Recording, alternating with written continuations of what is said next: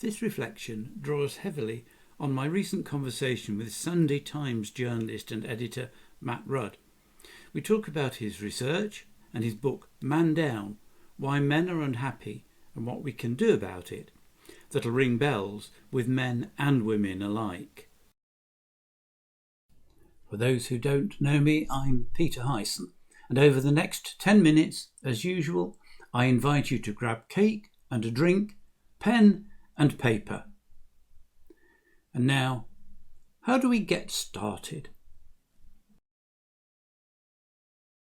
And that first step, when I then started corresponding with a lot more men, it was clear that they'd really, overcome quite a stigma to even write to me or talk to me or call me, and I felt the same back. So the first step, actually, I think, is really easy. It's just to accept that it is inevitable that at some point, and unfortunately it coincides perfectly with midlife, things will feel like they're getting on top of you. If you look at the statistics, there is this huge and alarming spike from 45 to 49 in anxiety, stress, and depression. Just right there. So just at the point where you would think, right, I've done all this stuff, I've passed my exams, I've got on the job ladder, I've climbed it, if you're really following the whole patriarchal thing, had kids and got married, or the other way around, done all that, you just reach this point, and then that is when you start feeling miserable. And so I think it's really great if at that point you can pause and then talk. It's all very well to pause and have a conversation, but what to talk about? How to start? Let me suggest a first question. The question is, what I have at the moment, is it what I want?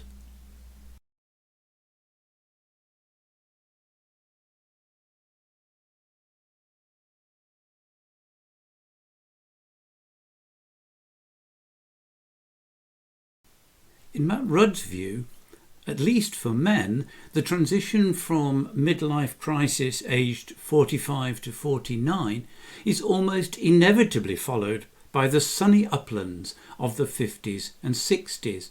In this section we consider, is it inevitable?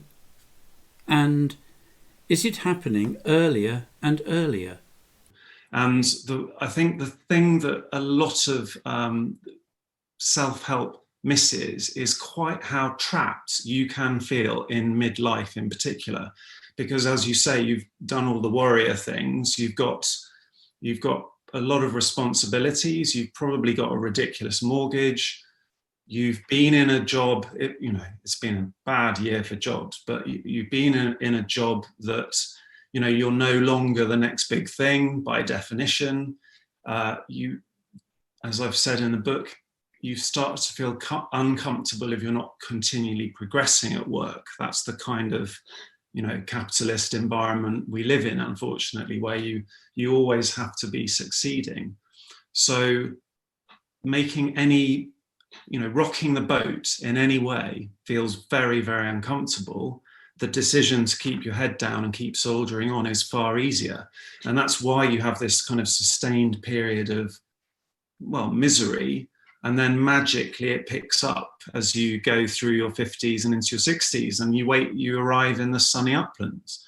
But I just find that completely depressing, to be honest. I mean, why is that all so inevitable? Why can't we do some of the second mountain that you were just talking about earlier? Why does the first half of life have to be quite so relentlessly, pursuing the future?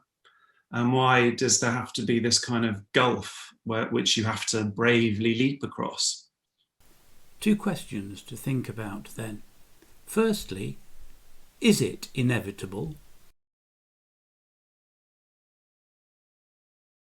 And secondly, why can't we consider the question earlier in life?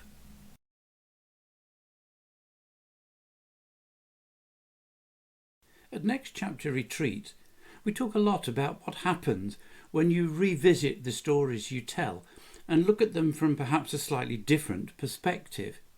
Here's Matt's take on that. This is new. This is new to me because, despite having worked on Fleet Street for 20 years, I'd never really thought about the way I think about events in my own history, in my own past, and I'm very much still thinking this through. So I'm not going to give you a complete answer, but there are formative experiences that I have a particular, the narrative on them is either particularly negative or particularly unhelpful.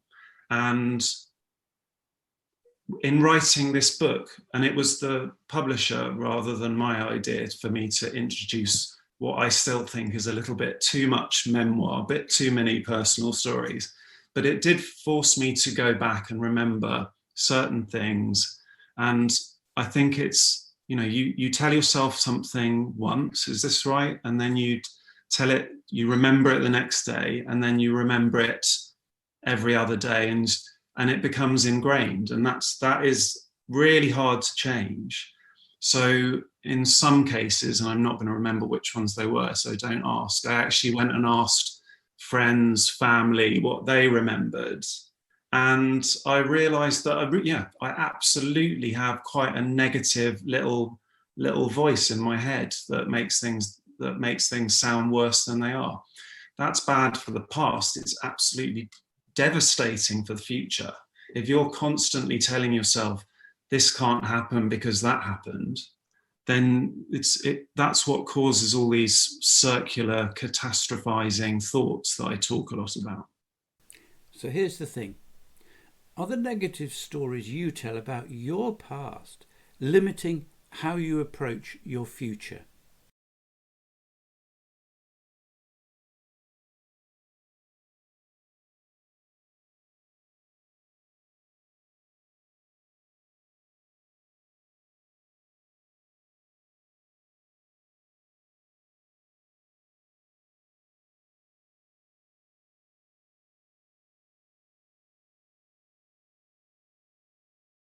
I think it would be possible to bring things forward, or however you want to describe it, if we could identify earlier that a lot of the things we're taught we should be pursuing are not the right things to pursue. So the idea of having it all, which is a really pernicious idea, and it stresses an awful lot of women out, and now men too. I think in some ways we're kind of a generation behind where women are. But so women were told they could have it all, and now men are also being told, we're taking a much more active role in parenting, but we're still expected to, perform at work. So it would be brilliant to disabuse ourselves of that particular completely fictitious dream sooner, and to find purpose, what is the right purpose, right from the outset. But to do that, we need to radically change education and culture and probably media while we're at it as well. Or would it? As we go into our final reflection time, there are 3 things to consider. Do press pause when you need more time. To what extent is life like a fine liqueur that must be allowed time to mature?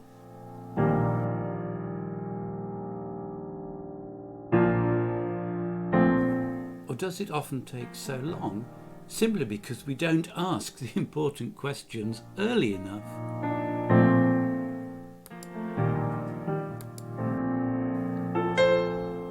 What have you been taught that you shouldn't actually continue?